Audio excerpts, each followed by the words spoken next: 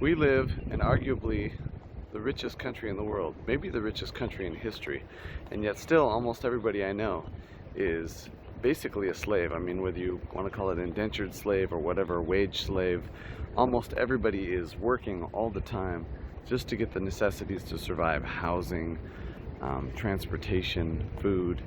And right now it's because of gross inefficiencies in the system, especially our transportation system. It's really ineffective, the way that we transport food, the way that we transport other raw materials.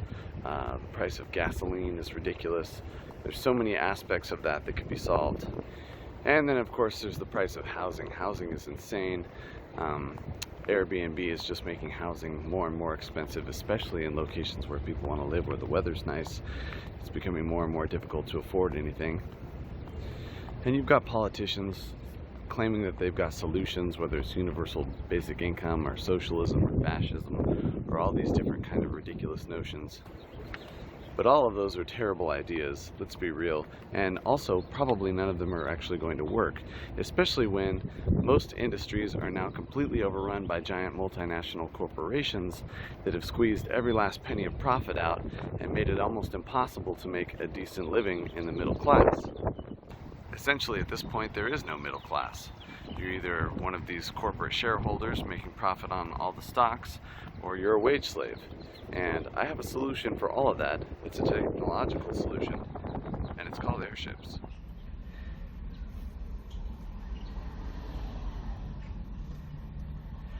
In 2013, I launched in IndieGogo to build an airship.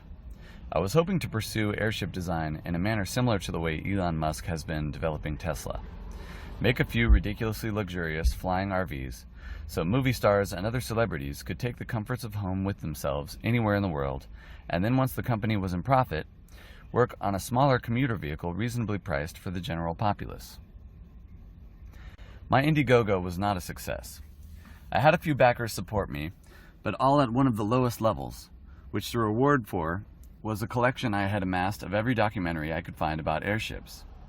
Sadly, most of my backers were international, and between purchasing USB drives and international shipping costs, I pretty much broke even. And that's only if you factor in my labor cost as basically free. Popular Science wrote an article about it, and I was super excited. I've been a Popular Science fan since I was a kid and used to ditch social studies to read it in the library. But if you read the article, they basically roasted me pretty hard. And honestly, I can't totally blame them. The concept was sound, it still is, but I didn't really tell enough of a story, and I certainly didn't give many details of my design ideas or concepts. But all success comes from the ashes of failure, so let's try again. In the 1930s, we had giant luxury floating hotels that could take passengers across the Pacific in extreme comfort, from Germany to Brazil for tropical vacations. But there are a number of huge problems with that era. For one, rather than repeatedly testing small iterative designs, the Zeppelin Corporation was hyper-focused on building ever more gigantic airships, usually at exorbitant cost, and making some design decisions that were frankly insane. Secondly, the airship industry at the time was almost completely being developed in Nazi Germany.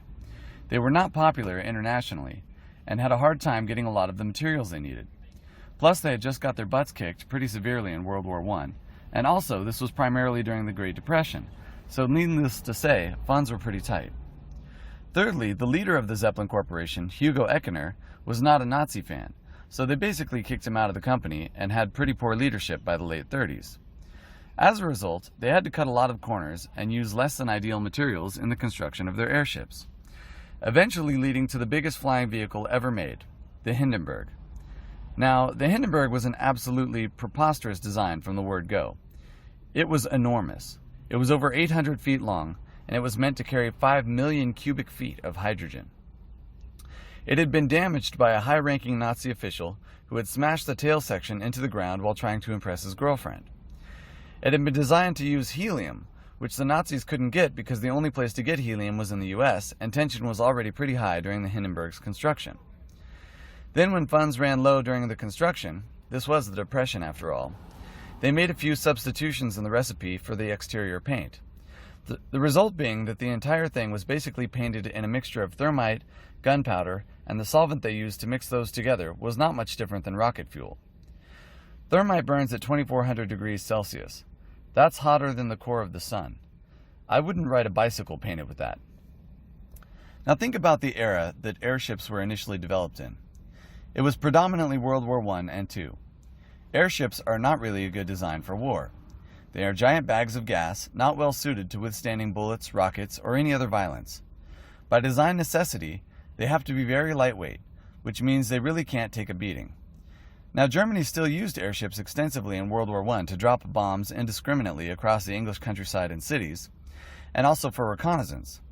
The Americans even built an aircraft carrier called the USS Macon. You should really check that out if you haven't heard of it. It's fascinating. Anyway, the point is, airships are not well suited to combat or war. And yet, almost all of their development and testing was done in and around World War I and II. Also, the late 20s, when airship development really peaked and ended, was a long time ago. It's 2019. That was almost 100 years ago. They didn't have a working altimeter back then. It was invented in World War II. Most airships used a barometer to gauge their elevation, and when the weather changed, if visibility was bad, sometimes they would fly right into the ocean and immediately disappear beneath the waves because remember, they really can't take a beating. They didn't have carbon fiber. They didn't really even have plastic. Most of the air cells were made out of cow intestines, by hand. The frames were aluminum, or an aluminum-based alloy, which is actually pretty heavy and also an electrical conductor. Not a great material for designing rigid airframes, especially ones filled with explosive hydrogen gas and painted in thermite, gunpowder, and rocket fuel. They didn't have computer modeling. They didn't have computers. They didn't have the internet. They didn't have radar. They didn't have LiDAR. They didn't even have color cameras. They didn't have graphene, carbon fiber, or 3D printing. They didn't have aerogel. They didn't have lithium-ion batteries. They didn't have computer-aided design. A lot of the world was still riding horses, and in some countries, radio and record players were still rare. Needless to say, we could make much better and safer airships in 2019 than would have been possible in 1931, the year the Hindenburg was starting to be built. So there were some very successful airships back in the 1920s and 1930s. The Graf Zeppelin, I think, is probably the best example. It flew almost 1 million miles with virtually no injuries to any of the crew or passengers, and was overall an overwhelming success. It's too bad that they scrapped the Graf Zeppelin. I think it would be amazing if that still existed and we could still admire it today in a museum or something. But for the most part, the airships and Zeppelins of the 20s and 30s weren't that successful, mainly due to design choices that were made. A lot of the designs were based on older naval designs, and naval vessels are completely different than vessels designed for navigating the air, for a lot of reasons. Obviously, floating on the ocean is going to be quite a bit different than floating in the air. Naval ships can have a very high vertical profile, and it doesn't really affect their navigation. They're not as affected by crosswinds and side winds, and in fact, in the case of sailboats, having a high vertical profile is actually an advantage. In fact, a lot of the airships, especially the American models, needed to be reinforced because of their high vertical profiles and their inability to navigate storms and crosswinds and any kind of air turbulence that was going to affect their structural integrity. In fact, a couple of American airships specifically were lost that way. So my design is going to be quite different than the old designs. They were longer, cigar-shaped designs that were really meant to travel in one direction in a way similar to a naval vessel. My design is going to be disc-shaped and much shorter on the vertical cross-section and much wider on the horizontal cross-section. There's a number of reasons for that, but basically it has to do with aerodynamics, and I believe that it can be a much stronger shape, a much stronger structure that's going to be less affected structural integrity-wise by crosswinds, turbulence, storms. And the other reason why too is I believe it'll be a lot more maneuverable. In the air, you can maneuver side to side relatively quickly. That's not really something that's possible for a ship to do on the water. Also, given that the craft is disc-shaped, that means it's going to be almost perfectly circular, which means you can make it modular. Each section, each wedge of the circle shape can be an exact replica of all the other wedges. So it's going to be very easy to mass produce at low cost. By having a homogeneous modular design, you're really saving a lot of money on research, structural strength testing, just a whole lot of ways that you're saving money there with design and iteration and all of that. The other thing is too, back in the 20s and 30s, they kept building larger and larger airships.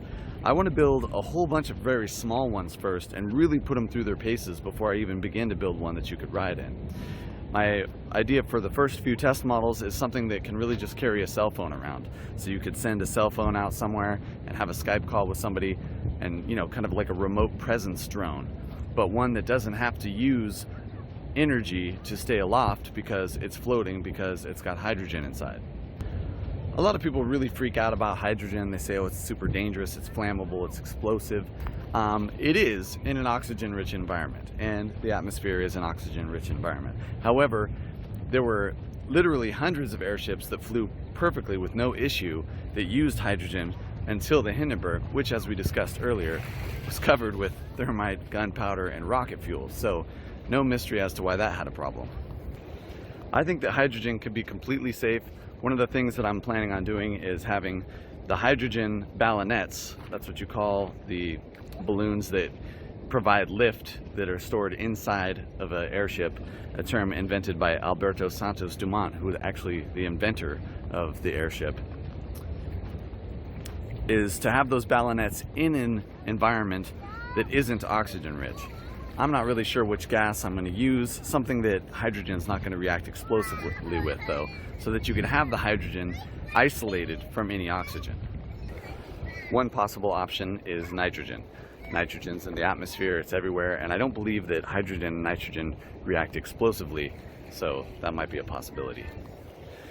One of the other advantages of circular modular design is that the entire airship is going to be safe even if part of it fails.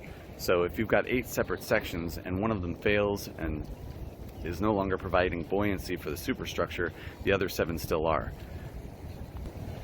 Similarly with propulsion. My idea for propulsion isn't to use traditional propellers, but to use something similar to the Dyson air multipliers. I don't know if you've ever seen those fans, the big hollow ones with a circle in the middle. Reason being, they're much more efficient than propellers. Now they might not provide as much thrust, but A, there's going to be 8 of them, and B, if they're more efficient, you really only need to have enough thrust to counter the prevailing wind or counter the currents that you're in. The idea is to be able to fly at 100 miles per hour, which means you'd be able to stay put if the wind was going 100 miles an hour, which is a pretty extreme wind. You don't get 100-mile-an-hour winds that often. There's a helicopter. One of those just went down the other day. Everybody died. And also, they're very noisy and inefficient. So I'd really like to replace helicopters right away. The other advantage to using the Dyson air multiplier design, especially in a modular way, is that you only need to have one moving part, because you could have one giant impeller at the bottom of the structure operating through ducts to all of the propulsion thrusters. Now, it's going to be somewhat different than the Dyson air multipliers, but it's going to operate along the same principles. The difference being that instead of having each air multiplier have its own separate impeller fan, there's just going to be one giant impeller fan at the bottom and ducts to each one of the air multiplier structures. In this way, we're saving a lot on weight, which means that we need to have less volume for the ballonets storing hydrogen, which means we can be more efficient, smaller, lighter, faster, cheaper, and that's really what it comes down to, is cost. Ultimately, if you're building something that's very lightweight, you're using less material.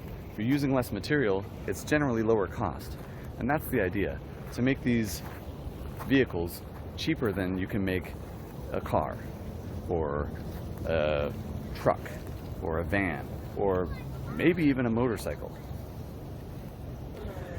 This project is going to be a big design challenge for a number of reasons, but I feel like I'm well suited for at least part of the design.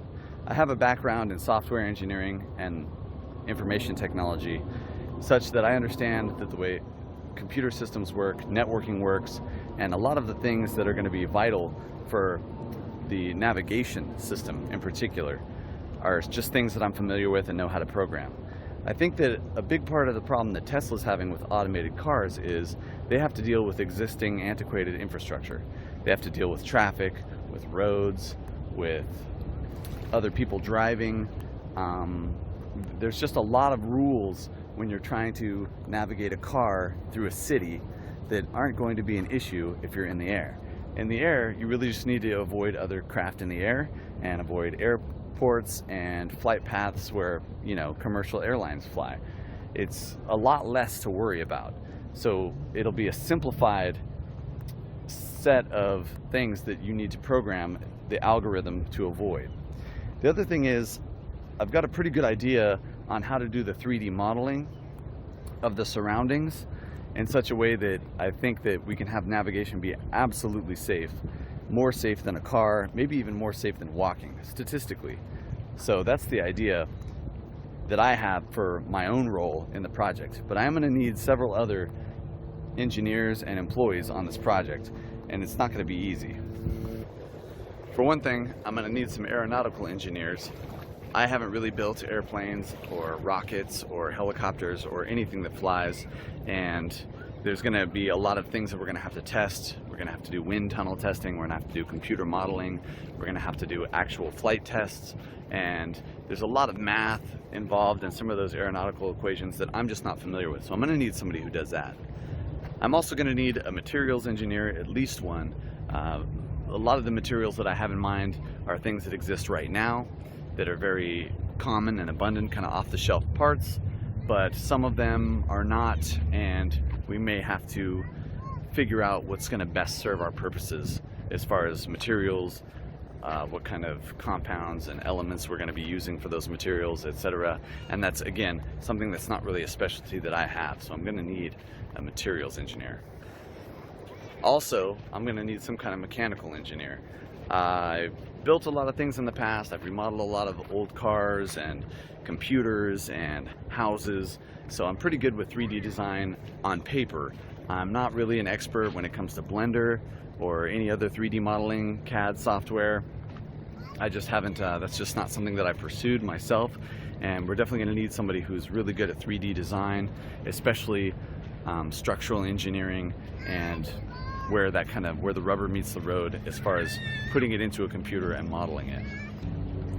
It's also very likely that I'm going to need at least one electrical engineer, if not several electrical engineers. Obviously, the entire system is going to be a giant electrical system. I want to have pretty much most of the surface of the airship covered with photovoltaics, and that to be the primary power source. We're also going to need some kind of battery array or ultracapacitor array.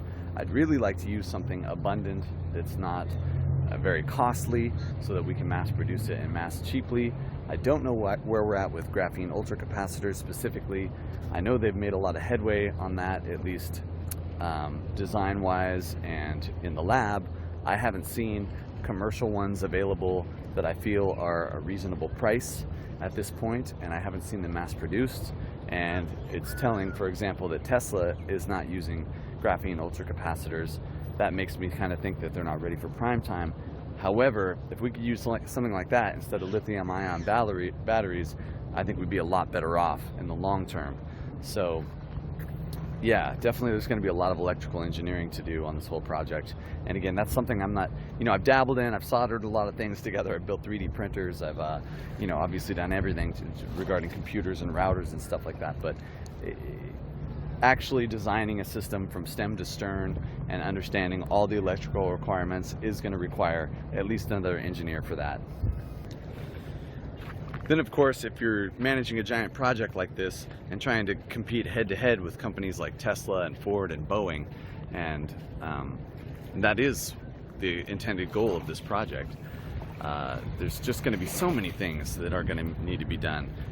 There's going to have to be HR and accountants and, just all the glue that's going to put a machine like that together. And social media manager. I'm not really that great at this kind of thing.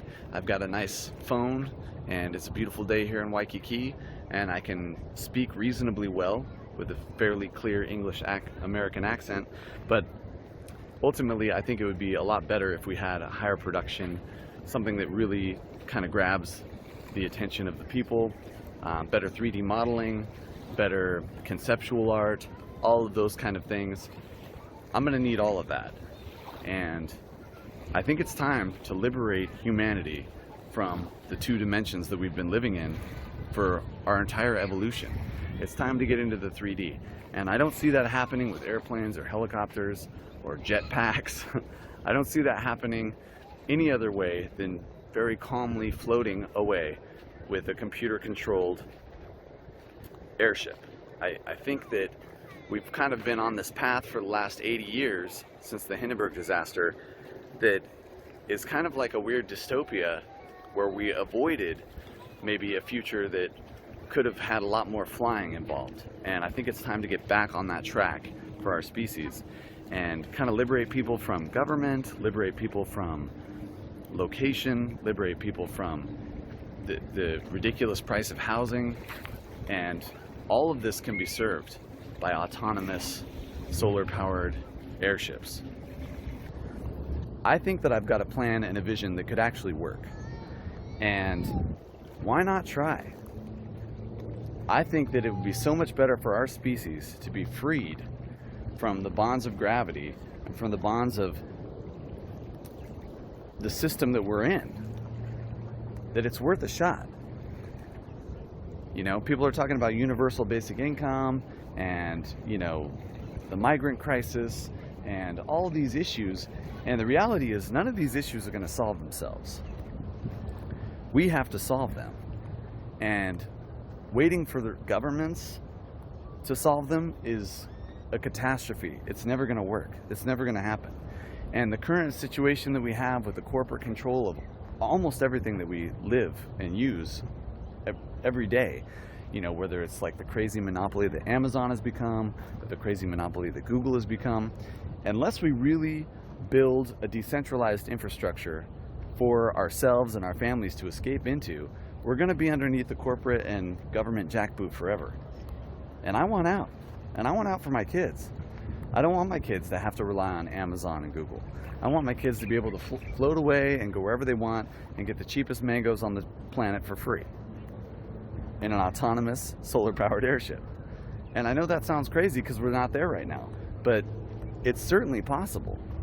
I mean, they had floating hotels in the 30s that could fly across the whole Pacific Ocean. You mean to tell me that nearly 100 years later, we can't have that for a lower cost, decentralized, where everybody owns their own, that's, you know, computer autonomously controlled? I think it's possible.